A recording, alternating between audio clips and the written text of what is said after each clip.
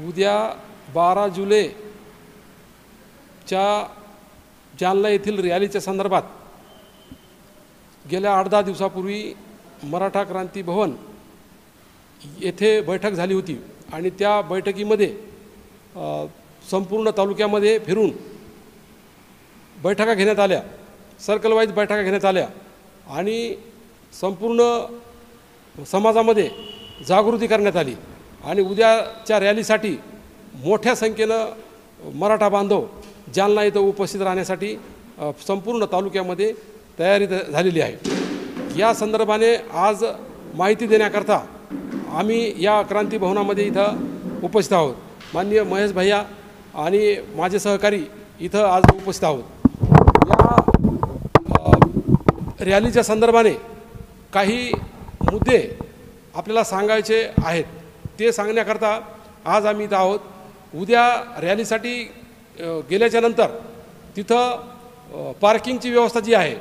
ती जालना जिल्ह्यातील आझाद मैदान जे आहे, जालना शहरातील जे आझाद मैदान आहे त्या ठिकाणी पूर्वेकडून येणारे जे वाहनं आहेत त्यांनी त्या आझाद मैदानाची तिथं थांबायचं आहे आणि वाहनं तिथं सोडून छत्रपती संभाजी महाराज उद्यान जे आहे आणि छत्रपती संभाजी महाराजाचा पुतळा आहे तिथं पायी जाऊन हजर राहायचं आहे। ज्यांना जर हे अंतर लांब वाटत असेल त्यांनी डाव्या हातानं आंबड चौफुली मार्गे आंबड चौफुलीपर्यंत वाहनं नेऊन तिथं उभे करायचे आणि ते अंतर कमी करून त्या उद्यानाच्या तिथं जायचं आहे आणि ह्या रॅलीमध्ये सहभागी व्हायचं। जसे ही जरांगे पाटील त्या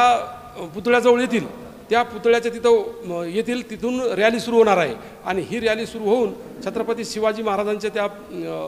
पुतळ्याजवळ तिचा समारोप होणार आहे आणि तिथं संपूर्ण रॅलीला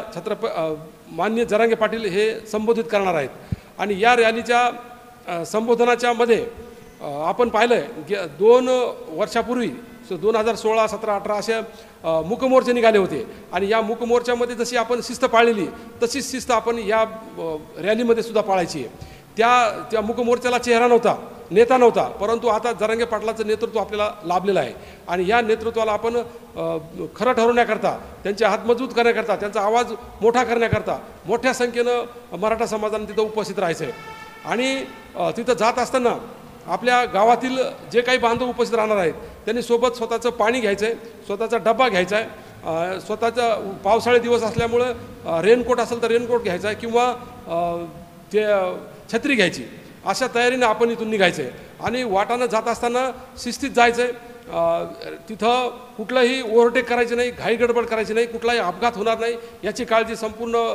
बांधवांनी तिथं घ्यायची आहे। शांततेमध्ये जायचं आहे आणि शांततेमध्ये परत यायचं आहे। अशा पद्धतीनं सकल मराठा समाज परतूर आणि मंठाच्या वतीनं आपल्याला संपूर्ण मराठा समाजाला आवाहन करण्यात येत आहे आणि ह्या संध्याकाळी जी आजची एक संध्याकाळ बाकी आहे या संध्याकाळच्या वेळामध्ये आपापल्या गावामध्ये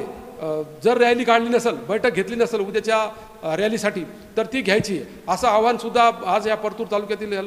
मराठा बांधवांना करण्यात येत आहे आणि उद्यासाठी लोकांना प्रवृत्त करण्यासाठीचं हे तयारी करण्यात यावी असं आवाहन करण्यात येत आहे। सर, सत्ताधारी आणि विरोधी जे पक्ष आहे आरक्षण देणार की नाही याच्यामध्ये आपलं काय मत आहे? खरं तर आपण आज ह्या रॅलीच्या संदर्भातच आपण बोलणार आहोत, परंतु आपण जे विचारलं आहे की सत्ताधारी आणि विरोधी पक्ष जे आहे हे आरक्षण देण्याच्या मनस्थितीत नाहीत। आपण गेलं वर्षभर झालं पाहतो हे दोन्ही जे आहेत हे एक मारल्यासारखं करतो आणि एक रडल्यासारखं करतो आहे आणि आरक्षण देण्याचं कुठलीही मानसिकता यांच्यामध्ये नाही। काल विरोधी पक्ष नेत्यांनी ह्या बैठकीवर मुख्यमंत्र्यांनी ठेवलेल्या बैठकीवर बहिष्कार केलेला आहे आणि सत्ताधारी पक्षानं कुठलाही निर्णय घेतला नाही आणि हे अशा पद्धतीनं त्यांचं रडगाणं हे चाललेलं आहे आणि मराठा समाज आणि संपूर्ण समाज हे पाहतोय की हे आरक्षण देण्याच्या मनस्थितीत नाही आणि नसलेले जे ओबीसीचे जे नेते आहेत विरोध करण्यासाठी त्यांनी उभे केलेले आहेत आणि केवळ ह्या काही किरकोळ लोकांच्या म्हणण्याचं ऐकून ते आरक्षण देत नाहीत।